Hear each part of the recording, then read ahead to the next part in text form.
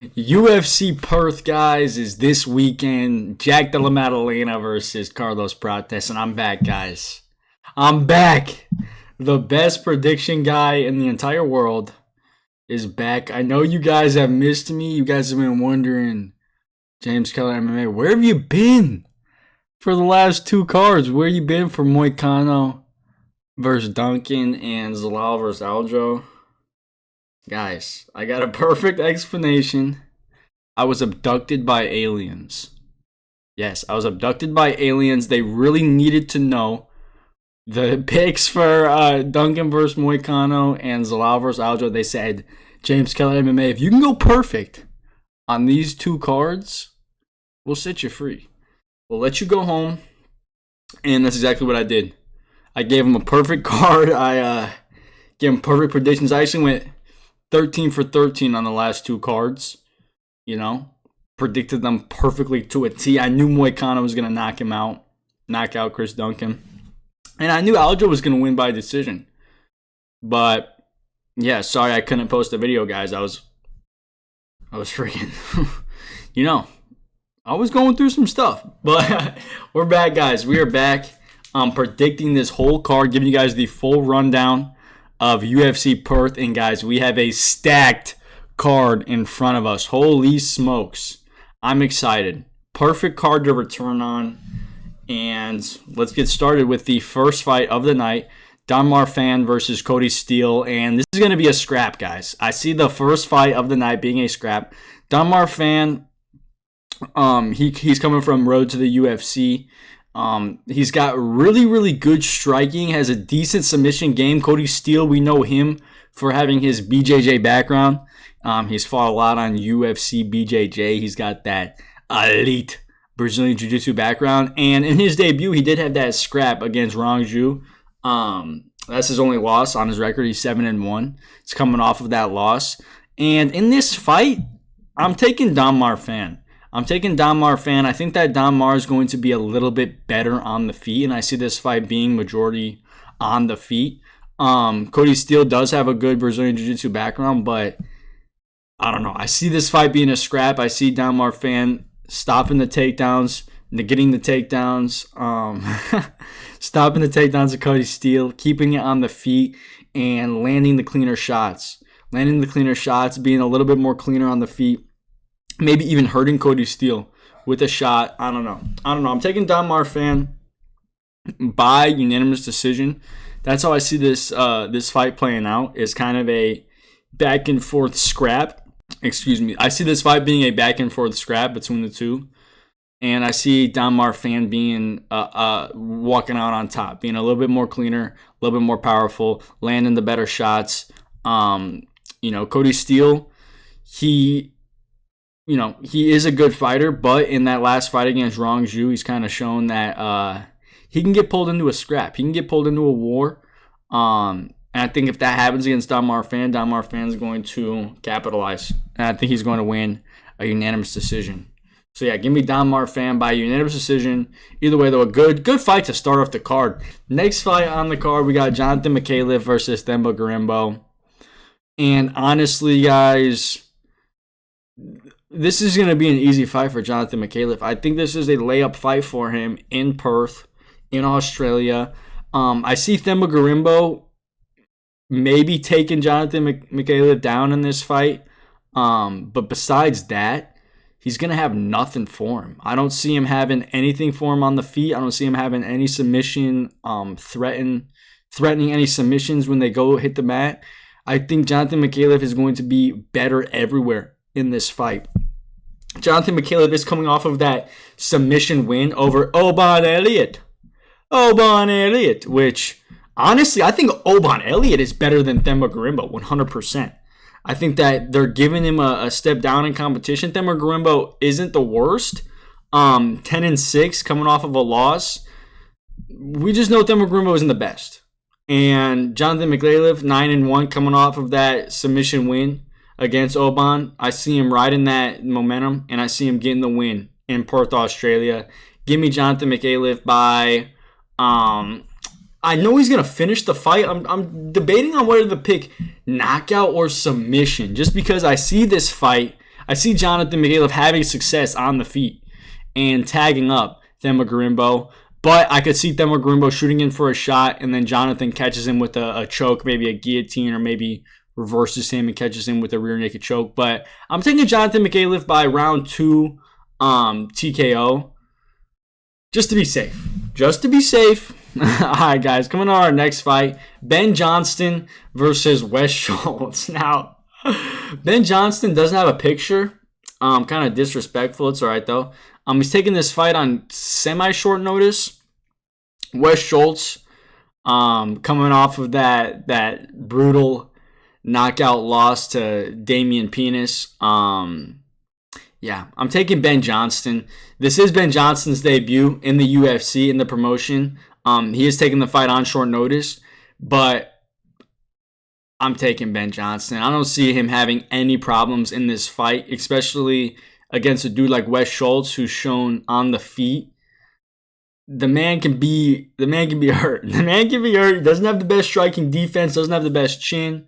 He's a decent grappler, does have a decent jiu-jitsu background, but I just feel like Wes Schultz cannot withstand, big power shots of Ben Johnston. Ben Johnston has a Muay Thai background, is only 5-1, early in his MMA career, but still, I see this fight being majority on the feet. I see Ben stuffing the takedowns, and landing big shots, big kicks. I don't know if I'm going to take Ben Johnston by round 1. I was going to say, I don't know if I'm taking him by round 1 or round 2. I'm taking him by round 1.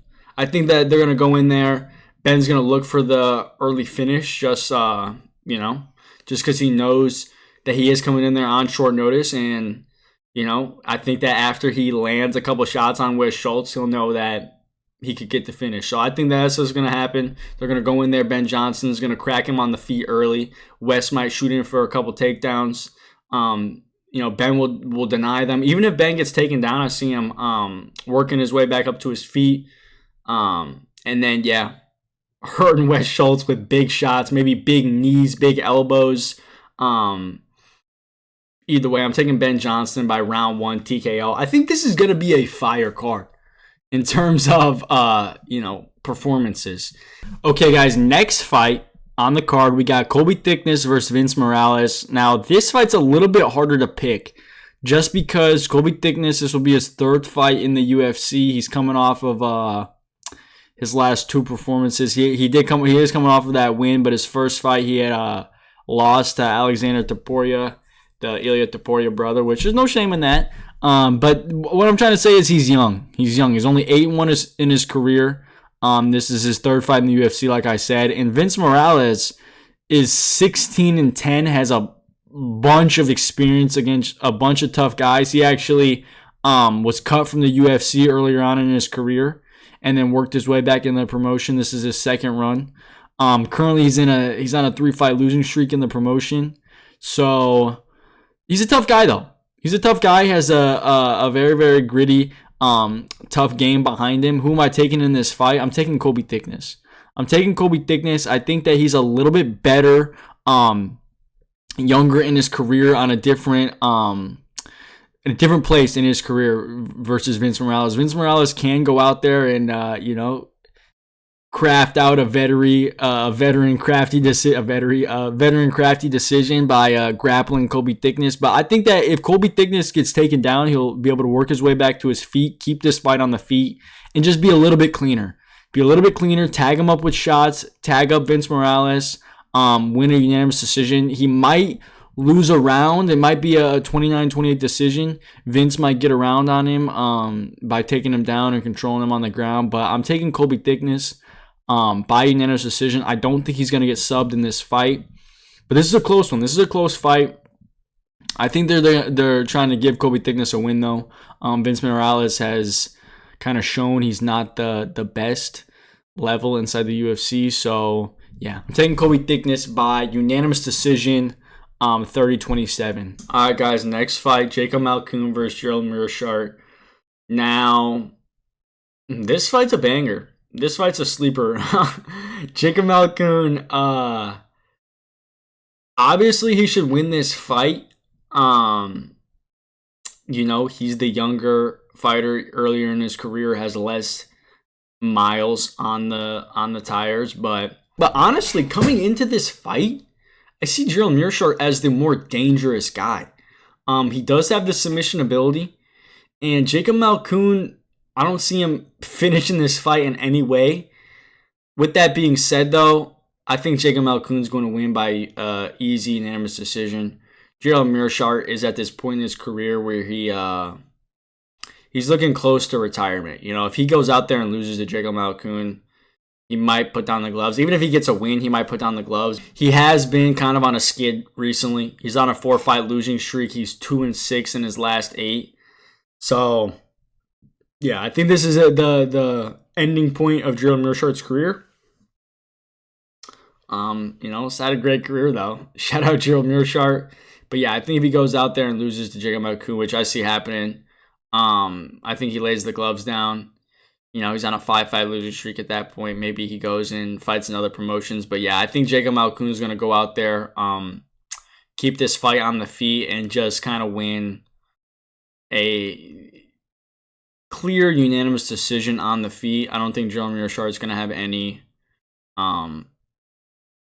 to show Jacob Malkoun, anything to threaten him with striking-wise. So, yeah, maybe Gerald Meerschaert can sneak out a round 1 submission and retire on a high note, but I don't know. I don't see that happening. I think that he's kind of just at this point in his career where he's towards the end, man. He's towards the end. He can't even buy a win.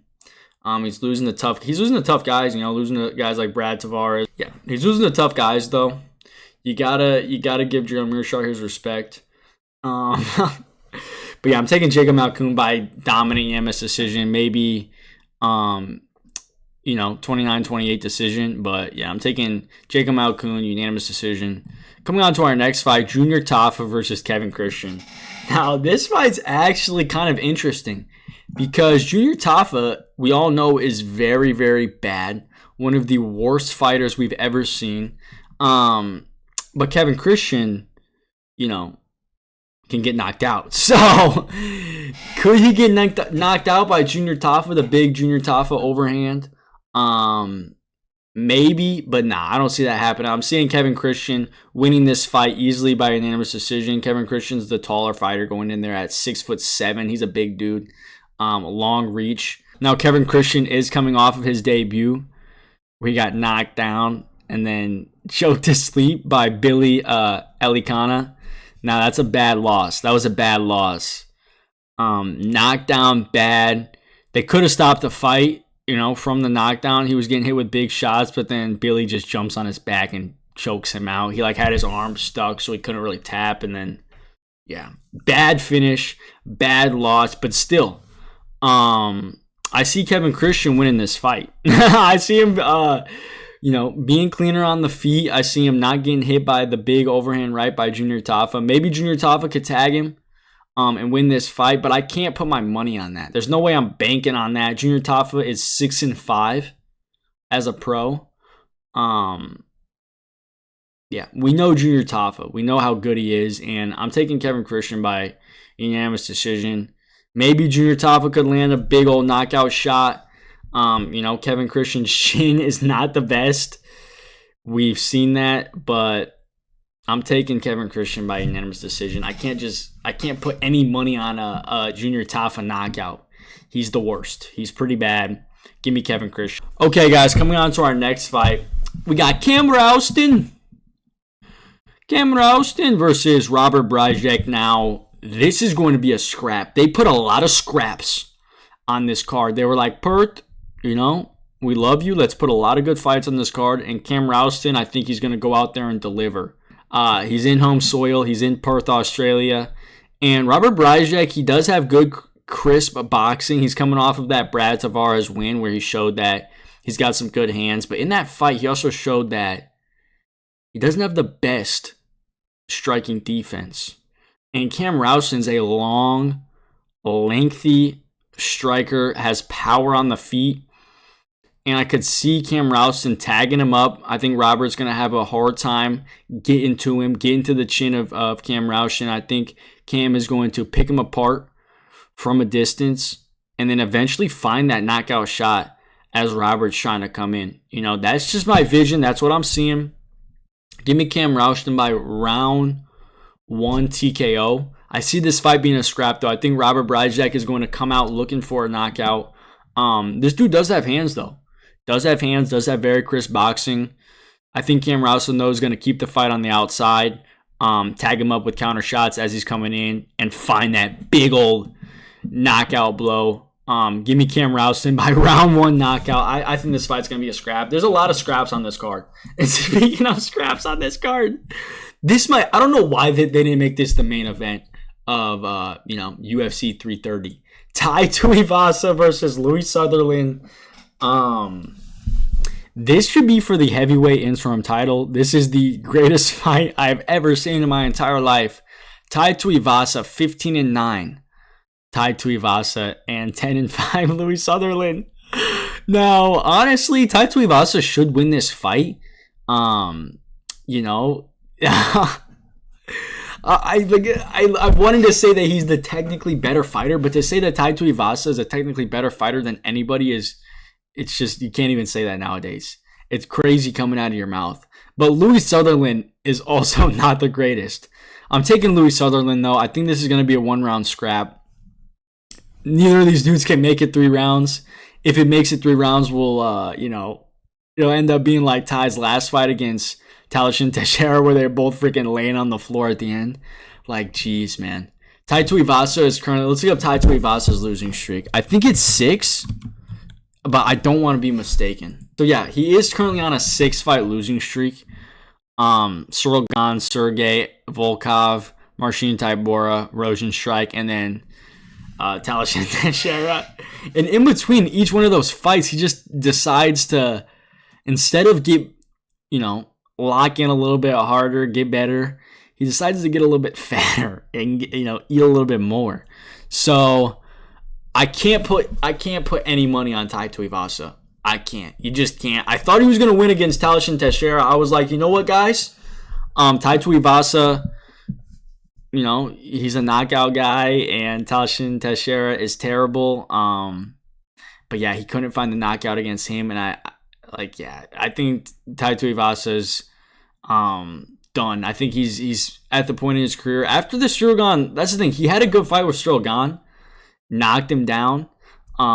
We could have seen Tai Tuivasa knock out Cyril Gane, it's a crazy world to think about. But yeah, after that fight, he's kind of just had the downward spiral of a fighter. The can't catch a win to save his life kind of downward spiral, which it's sad to see. Yeah, the downfall of Tai Tuivasa is something that needs to be studied. He had that close fight with Cyril Gane, and then, yeah, now he can't catch a win, and I think Louis Sutherland's going to get the win here. Louis Sutherland isn't the best. I think they're trying to give Tai Tuivasa a win before he retires. Maybe this is his last fight. And Louis Sutherland, he's coming off that loss to Brando Paricic where he got knocked out in the first round, and then before that, he got heel hooked by Volter Walker. So maybe Louis Sutherland isn't at that UFC level, but I think that Tai Tuivasa is at the point in his career where he's going to get beaten by anybody. And, I see him getting knocked out in the first round by Louis Sutherland. Maybe he can land a counter shot. Maybe he can go in there and pull out a vintage Tai Tuivasa performance. But no, I'm taking Louis Sutherland, round 1 knockout. People's main event, though. People's main event. Can't wait to see it. Oh my gosh. People's co-main event, because this is the real people's main event. Shamil the Blob Gaziev versus Brando Paricic. Now, I'm taking Brando. I know that's kind of crazy to say because Shamil is the heavyweight GOAT, the unsung heavyweight GOAT, the unsung champ, the uncrowned champ. But yeah, Shamil Gaziev, he's decent. He has a very, very good grappling game, very, very good heavyweight fighter. I'm taking Brando Paricic, though. I think that Brando's going to keep this fight on the feet. If he does get taken down, oh, that's not good. That's not good. I can see him getting blobbed on for 3 rounds. If he can get taken down in the first round with ease, he's going to get blobbed on for 3 rounds. taken down, maybe hit with some brutal ground and pound shots. I don't see that happening, though. I see Brando stuffing the takedowns, keeping this fight on the feet, and knocking out our boy Shamil Gaziev. Shamil has some of the, more questionable striking defense in the heavyweight division. And yeah, I think Brando is going to light him up on the feet. I think they're kind of, trying to feed the Australian boys some favorable matchups. And I think Shamil is going to get put out in the first round. Give me Brando Prates, round 1 knockout. Easy win for our boy. If he can stop the takedowns. All right, guys, coming on to our next fight. We got a flyweight bout. Tim Elliott versus Steve Erceg. The downfall of Steve Erceg, holy smokes. He went from giving Pantoja his toughest fight when Pantoja was on that crazy run to now fighting Tim Elliott. I see this being a bounce back win, though. A bounce back performance, I should say. Steve Erceg already got a win back with his win over Ode Osborne, but I see this fight being a bounce back performance, as in maybe he starches our boy Tim Elliott. Maybe he puts him out. Maybe he hurts him. Tim Elliott is a crafty vet. We all know the crafty vet Tim Elliott. Snuck that win over Kai Asakura, where he subbed him, looked flawless on the feet, and then subbed him. Crafty veteran move there. That's exactly what I would have done against Kai Asakura, the rising champ. But yeah, against Steve Erceg, I think Steve Erceg's a calm, crisp, clean kickboxing striker, and I see him landing big, good boxing combos against Tim Elliott. I see this being a majority boxing on the feet fight, and I see Steve Erceg winning, maybe even knocking out Tim Elliott. I'm taking it by unanimous decision just because, like I said, Tim Elliott is a crafty vet and knows how to keep himself in there, knows how to make it to a decision, knows how to scrape by and actually win fights. But I don't see him winning against Steve Erceg. Steve Erceg is very, very good. I'm still high on Steve Erceg. He did have that 3-fight losing streak where he lost to Pantoja and then lost where he got knocked out by Kai Kara France, and he lost to Brandon Moreno, which it's a tough sport, guys. It's a very, very tough sport. I see this being a bounce-back performance, though. I see him maybe knocking out our boy Tim Elliott. I'm not taking him by knockout, though, just to be safe, because I know you guys use my picks to make your bets. I'm taking him by unanimous decision. Unanimous decision, Steve Erceg, give it to me. Okay, guys, coming on to our co-main event. Oh, man. Beneil Dariush versus Quillan Salikid. Now, I don't know who Beneil Dariush pissed off at the UFC, but God, man, I feel bad for him. And the thing is, he has bounced back. He got that win over Moicano, which is a great win in hindsight after Moicano's coming off that Chris Duncan knockout. But Beneil Dariush, this is a bad matchup for him. Quillan Salikid is coming off of that violent knockout against, actually not the knockout, the violent rear naked choke against Jamie Malarkey. Before that, he had the violent knockout against Nasrat Hasparat. The dude's on a tear. He's 4-0 in the UFC, 11-1 all around as a pro. Has a lot of fans supporting him, and there's good reason for that because this dude's good. This dude has clean striking, power on the feet. And when the fight hits the mat, he doesn't shy away from the grappling. He has decent grappling. His fights before the UFC, he has a lot of submission wins. In his fight against Jamie Malarkey, he showed how good he is on the mat. Against Beneil Dariush, though, I think that he needs to keep this fight standing because Beneil Dariush is a different animal once this fight hits the grappling exchanges. I see Beneil Dariush, if the fight does hit the grappling exchanges, I see Beneil Dariush dominating easily and maybe even finding a submission. I don't know if he can get there, though. I don't know if Beneil Dariush can get to those grappling exchanges. I see Quillan negating the takedowns, stopping the takedowns of Beneil Dariush, keeping this fight on the feet and landing the big knockout shot. I really don't know how good Beneil Dariush's chin is. He's had a couple brutal knockout losses. He had that one against Oliveira, which wasn't too bad. It was pretty bad where he got clipped and then put down. But the one against Arman and the one against Benoit Saint Denis, like your chin cannot physically recover, especially at the age that Beneil Dariush is at. You know, Keelan Salikid's on the rise. I see him putting our boy away early, easy. That's still my boy, though. That's still our boy. We still love Beneil Dariush. But yeah, I'm taking Keelan Salikid by round 1 knockout. I see him stuffing the takedowns. I hope Beneil Dariush runs in there and shoots for a takedown immediately, though. Khamzat Chimaev style. I don't see that happening, though. I see Beneil Dariush coming out there like he does, with his hands up, trying to fight, and then Quillen finds the knockout blow, round 1 knockout. That's my prediction. Yeah, I think it's going to be a bad fight. And, you know, we'll see, though. We'll see what happens. Coming on to our main event, though.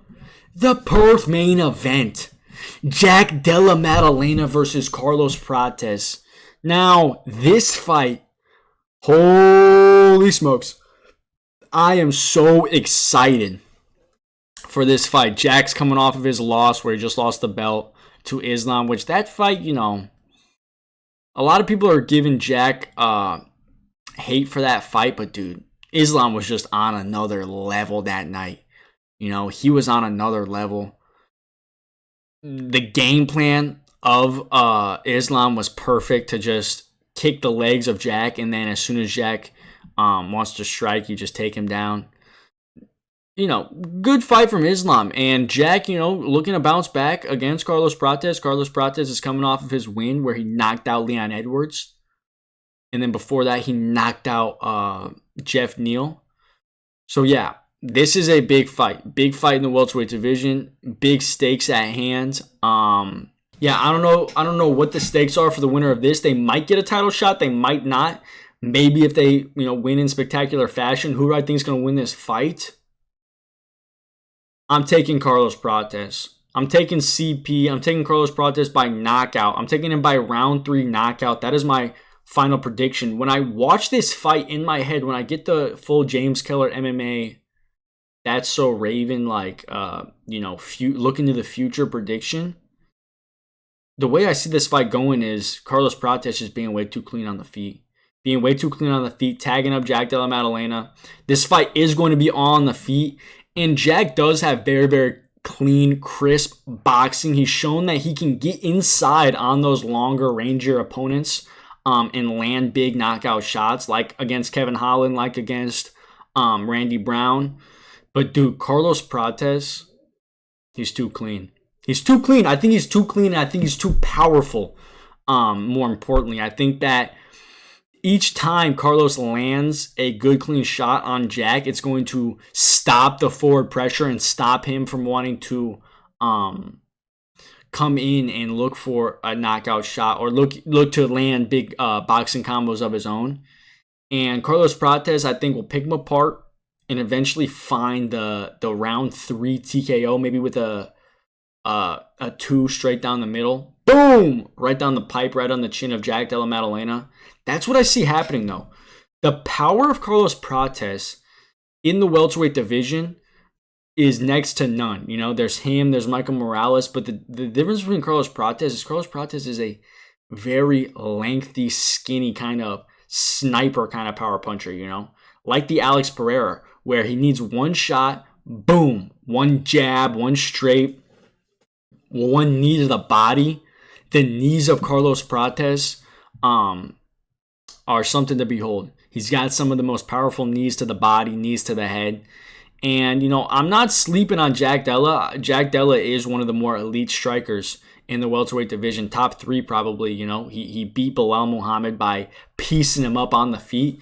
I just don't think that Carlos will get pulled into a kind of fight like that. I think Carlos will keep the fight at range, at a distance, tag him up, circle around, eventually find that big knockout shot. Because that's the thing about Carlos Prates and a lot of the fighting nerds, like Carlos, like Mauricio Rufy, they only need one shot, so they're not looking to land big combos. You know what I mean? Like, Gene Silva's kind of different, but Carlos Prates specifically, he's just looking to boom, tag you,